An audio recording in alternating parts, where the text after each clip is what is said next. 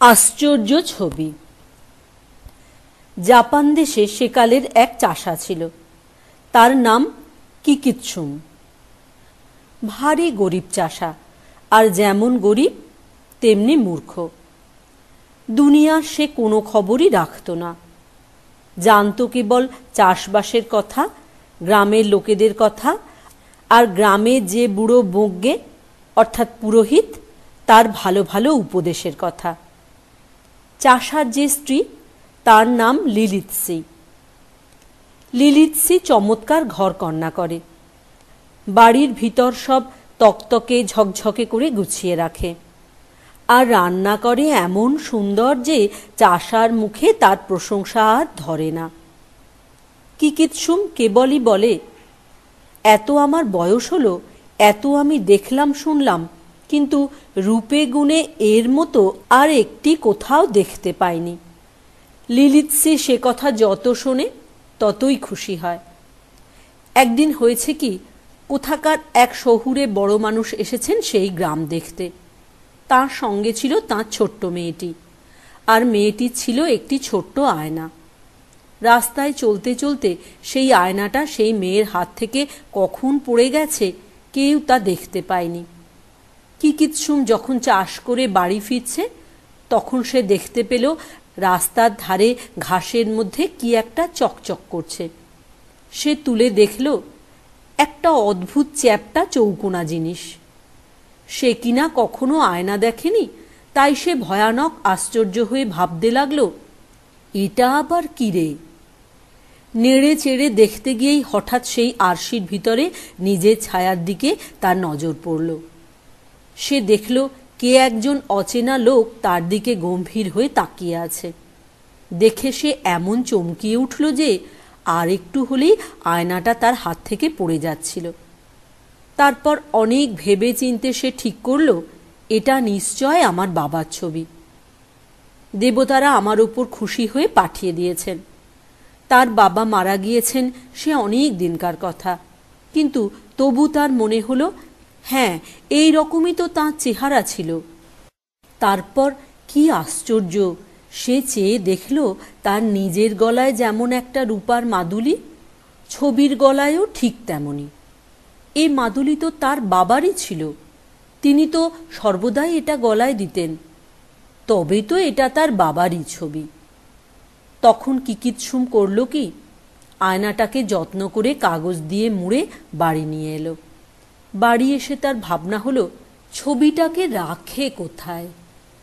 তার স্ত্রীর কাছে যদি রেখে দেয় তবে সে হয়তো পাড়ার মেয়েদের কাছে গল্প করবে, আর গ্রাম শুদ্ধ সবাই এসে ছবি দেখবার জন্য ঝুঁকে পড়বে। গ্রামের মূর্খগুলো তো সে ছবির মর্যাদা বুঝবে না, তারা আসবে কেবল তামাশা দেখবার জন্য। তা হবে না। তার বাবার ছবি নিয়ে ছেলে বুড়ো সবাই এসে নোংরা হাতে নাড়বে চাড়বে, তা কিছুতেই হতে পারবে না। এ ছবি কাউকে দেখানো হবে না, লিলিৎসিকেও তার কথা বলা হবে না।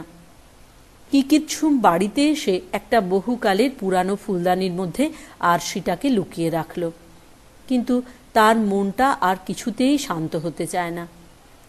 খানিকক্ষণ পরে পরেই সে একবার করে দেখে যায় ছবিটা আছে কিনা। তার পরের দিন সে মাঠে কাজ করছে, এমন সময় হঠাৎ তার মনে হলো, ছবিটা আছে তো। অমনি সে কাজকর্ম ফেলে দৌড়ে দেখতে এলো।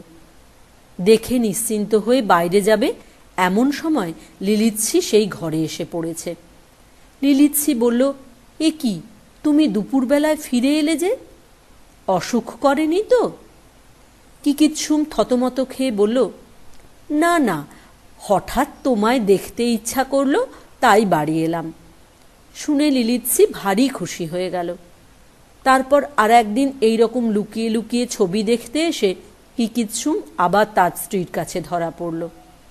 সেদিনও সে বলল, তোমার ওই সুন্দর মুখখানা বারবার মনে হচ্ছিল, তাই একবার ছুটে দেখতে এলাম। সেদিন কিন্তু লিলিৎসির মনে একটু কেমন খটকা লাগলো। সে ভাবল, কই এতদিন তো কাজ করতে করতে একবারও আমায় দেখতে আসেনি, আজকাল এরকম হচ্ছে কেন? তারপর আর একদিন কিকিৎসুম এসেছে ছবি দেখতে। সেদিন লিলিৎসি টের পেয়েও দেখা দিল না, চুপি চুপি বেড়ার ফাঁক দিয়ে দেখতে লাগলো। কিকিৎসুম সেই ফুলদানির ভিতর থেকে কি একটা জিনিস বার করে দেখল। চুপি চুপি বেড়ার ফাঁক দিয়ে দেখতে লাগলো, কিকিৎসুম সেই ফুলদানির ভিতর থেকে কি একটা জিনিস বার করে দেখল। তারপর খুব খুশি হয়ে যত্ন করে আবার রেখে দিল। কিকিৎসুম চলে যেতেই লিলিৎসি দৌড়ে এসে ফুলদানির ভিতর থেকে কাগজে মোড়া আরশিটাকে টেনে বার করল। তারপর তার মধ্যে তাকিয়ে দেখে অতি সুন্দর একটা মেয়ের ছবি। তখন যে তার রাগটা হলো, সে রাগে গজগজ করে বলতে লাগলো, এই জন্যে রোজ বাড়িতে আসা হয়, আবার আমায় বলেন তোমার মুখখানা দেখতে এলাম, তোমার মতো সুন্দর আর হয়ই না। মাগো, কি বিশ্রী মেয়েটা, হোঁতকা মুখ, থ্যাবড়া নাক, চ্যাপটা চোখ, আবার আমার মতো করে চুল বাঁধা হয়েছে। দেখো না কিরকম হিংসুটে চেহারা। এই ছবি আবার আদর করে তুলে রেখেছেন, আর রোজ রোজ আহ্লাদ করে দেখতে আসেন। লিলিৎসির চোখ ফেটে জল আসলো। সে মাটিতে উপুড় হয়ে কাঁদতে লাগলো। তারপর চোখ মুছে আর একবার আরশির দিকে তাকিয়ে বলল, মেয়েটার কি ছিঁচকাঁদুনে চেহারা, এমন চেহারাও কেউ পছন্দ করে? সে তখন আয়নাটাকে নিজের কাছে লুকিয়ে রাখল। সন্ধ্যার সময় কিকিৎসুম বাড়ি এসে দেখল লিলিৎসি মুখ ভার করে মেঝের উপর বসে রয়েছে। সে ব্যস্ত হয়ে বলল, কি হয়েছে? লিলিৎসি বলল, থাক থাক, আদর দেখাতে হবে না। নাও তোমার সাধের ছবিখানা নাও, ওকে নিয়েই আদর করো, যত্ন করো, মাথায় করে তুলে রাখো। তখন কিকিৎসুম গম্ভীর হয়ে বলল, তুমি যে আমার ছবিকে নিয়ে তাচ্ছিল্য করছো, জানো ওটা আমার বাবার ছবি? লিলিৎসি আরও রেগে বলল, হ্যাঁ, তোমার বাবার ছবি।